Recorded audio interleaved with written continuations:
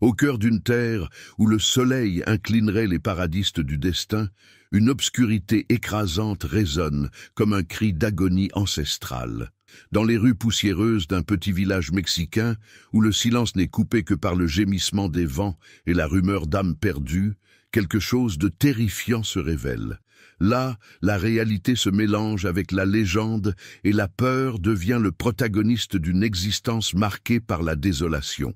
Au crépuscule, sous un manteau de paradis chargé de présaugis, les résidents pensent, sur la peau, la présence d'un mal innommable, une ombre si dense que leur essence semble les aspirer dans un abîme sans fin. Au milieu du chaos et de l'incrédulité, la figure d'Elias, un homme tourmenté par la culpabilité et le traumatisme d'un passé irrémédiable, surgit. Dans votre âme, les cicatrices des infamies tirent un réseau de rédemption pour être voyagées. Chaque étape qui résonne comme un appel silencieux pour forcer majeure, un cri d'aide visant le ciel. Au fond, il ressent le poids d'une destination sombre, où les promesses divines semblent distantes et inaccessibles. Il vit alors comme qui marche sur les braises, avec l'espoir presque éteint qu'il existe un moyen de salut. Les murmures communautaires portent d'anciens échos, qui rappellent à tout le monde l'ancien avertissement « Le salaire du péché est la mort ». Des mots qui semblent comme une publicité de condamnation irrévocable pour ceux qui se sont déviés du chemin. L'atmosphère devient de plus en plus lourde et la fièvre du désespoir incite à un sentiment d'urgence qui borde l'apocalyptique. Les histoires des anciens prophètes résonnent dans les cœurs, proclamant que seule la vraie foi pourrait interrompre le cours d'une destination scellée. Cependant, ce qui restait de ceux qui ont été avalés par l'obscurité était un murmure de douleur et de repentir. Au milieu de ce trouble, le cri d'Elias devient presque tangible. Une prière désespérée chuchota dans l'obscurité des ruelles et l'immensité des déserts. Les mots sont perdus dans le vent, mais ils apportent avec eux l'espoir d'une renaissance, comme le psaume qui dit « Le Seigneur est mon pasteur, rien ne manquera », même lorsque tout autour est réduit au regret et à la perte. Le scénario est d'un drame biblique, où chaque pierre, chaque ombre et chaque cri fait écho à la lutte éternelle entre la condamnation et la possibilité de rédemption. Cette terre, où l'enfer semble frapper à la porte de chaque maison, devient l'étape où la transformation est mise à l'épreuve. Au moment où l'obscurité atteint son apogée, une faible lumière apparaît à l'horizon, comme un signe que, même au milieu de la perdition, la possibilité d'échapper aux griffes de l'agonie se présente. Ainsi, les voies décrites par le sort d'Elias s'entrelacent avec les anciens enseignements des sages, le pressant de demander la rédemption où peu osera croire que c'était possible. Ce voyage ne serait pas pour les faibles, ce serait une confrontation directe avec les démons du passé et les ombres de l'être lui-même.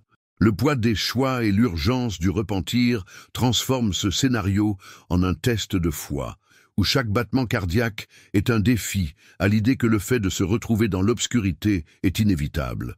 Face à l'abîme, Elias est obligé de confronter non seulement à la haine de ses péchés, mais aussi à l'essence même de son existence. Dans ses longues promenades dans les rues étroites et labyrinthines de ce village, il se rend compte que le sauvetage de son âme ne viendra pas des mains des hommes, mais d'une puissance suprême qui habite les cieux.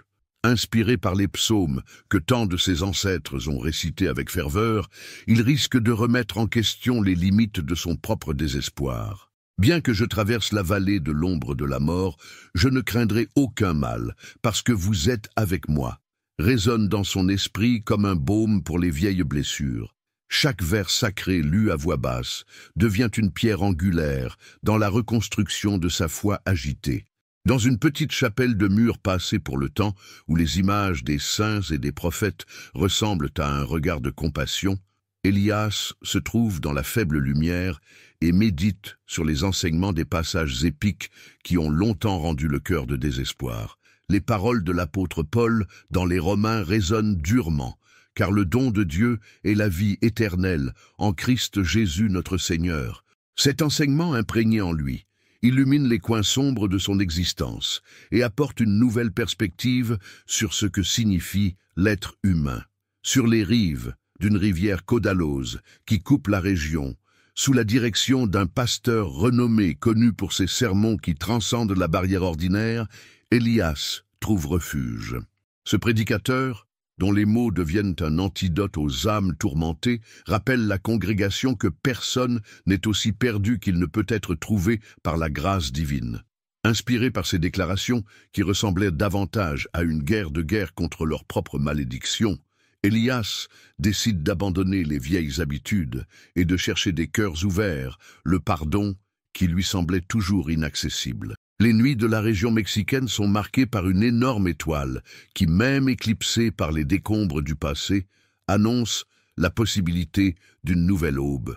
Le désert, qui était autrefois le scénario de tourments et d'ombres, commence à révéler des manières inattendues où chaque grain de sable semble avoir une histoire de surmonter. Dans ses errances, Élias se souvient des paroles d'un célèbre prédicateur qui avait affirmé avec conviction: la vraie liberté n'est pas réalisée en s'enfuyant de l'enfer, mais en traversant les flammes et en émergeant comme un nouvel être.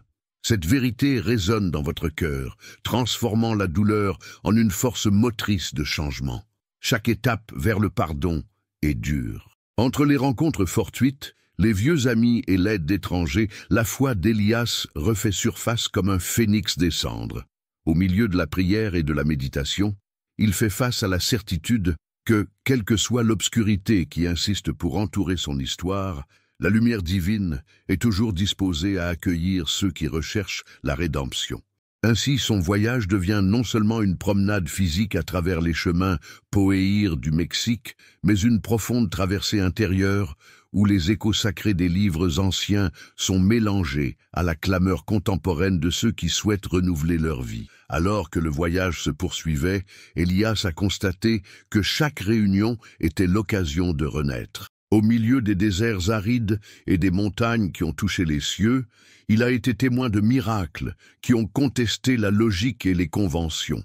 Sous la luminosité de la lune, lors d'une nuit de prières et de larmes, il s'est retrouvé devant une communauté d'âmes en détresse, toutes assoiffées pour un mot d'espoir. Les visages marqués par la douleur et la fatigue reflètent la poursuite infatigable d'un signe divin, un salut qui semblait réel. Dans ce contexte, les enseignements des livres sacrés ont acquis une nouvelle dimension. Les paroles immortelles du prophète Ésaïe, se souvenant que ceux qui attendent le Seigneur renouvellent leur force, est devenu l'hymne de chaque cœur. Au milieu des rapports de bataille et de rédemption, Élias a compris que la véritable évasion n'était pas le déni de la souffrance, mais la transformation à travers elle. La promenade était devenue une métaphore de la renaissance de la foi, où chaque larme était un pas vers la lumière qui a émergé des coins les plus sombres. Inspiré par des sermons et des messages célèbres qui ont résonné comme verdict de la justice divine, il a commencé à prêcher l'espoir à ceux qui pensaient qu'il était condamné à une destination sombre. Lors de réunions improvisées, sous des tentes simples et au bord des routes poussiéreuses, ces mots résonnaient parmi ceux qui cherchaient plus que l'évasion des tourments.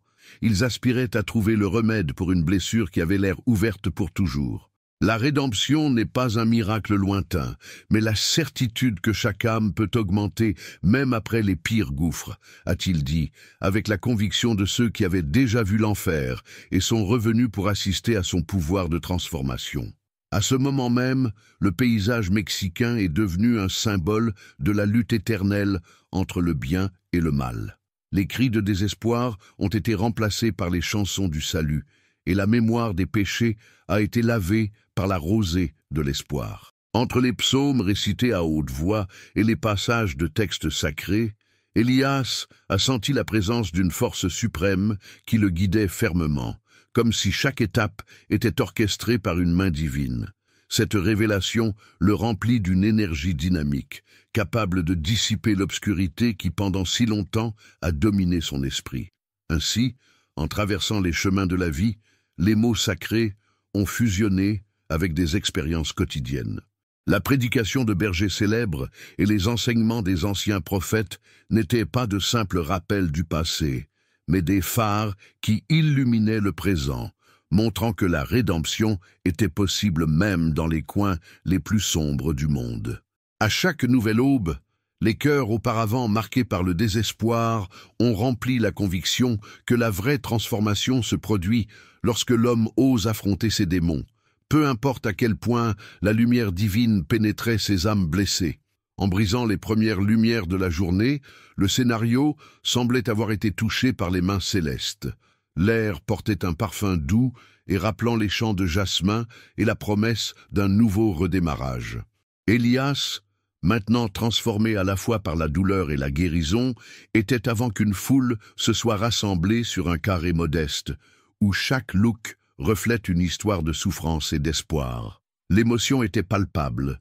Le murmure des prières et des chansons saintes est devenu une chanson universelle qui unit toutes les âmes en un seul cri pour la rédemption. Là, lors de cette réunion, les paroles des maîtres et des bergers anciens ont acquis une nouvelle force.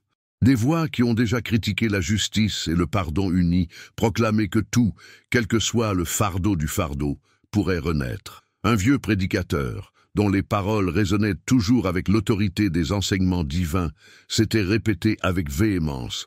La miséricorde de Dieu est plus grande que n'importe quel péché, et le salut est à la portée de chacun qui ouvre son cœur à la foi.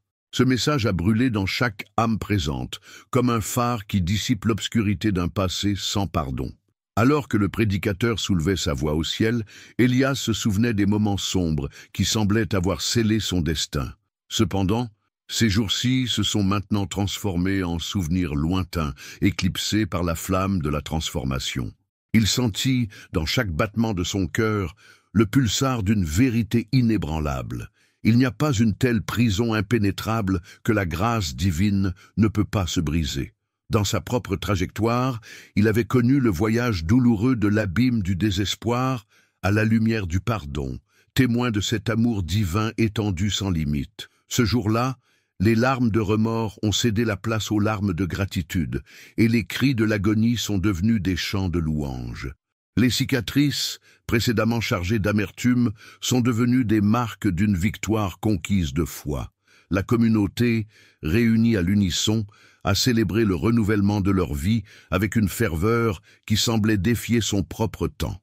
Dans chaque prière, dans chaque rime des chansons sacrées, il y avait confirmé que les douleurs du passé ont servi à ouvrir la voie à un avenir plein d'espoir. En regardant l'horizon, où le soleil a émergé comme l'aube d'une nouvelle ère, Élias sentit la paix d'un cœur finalement guéri. Les douleurs de l'enfer intérieur avaient été transmutées par la force de la foi inébranlable et la vérité intemporelle des enseignements qui traversent les générations. La leçon était claire et irrévocable. La rédemption n'est pas un mirage lointain, mais un chemin qui s'ouvre à tous ceux qui décident de faire face à l'enfer de leur peur et émergent transformés. Avec une émotion profonde, il a rassemblé la communauté pour proclamer que chaque vie est dotée de la possibilité de redémarrer. Le cri de libération résonna dans les rues. C'est le son d'un peuple qui a refusé d'accepter la condamnation du passé. À partir de ce jour, le village est devenu un symbole de la Renaissance, un témoignage vivant qui, même face aux pires démons, la foi et la miséricorde peuvent faire des miracles. Et donc, sous le regard attentif des cieux, le sort de tant de nombreux a été une douleur transformatrice en un hymne éternel d'espoir et de guérison.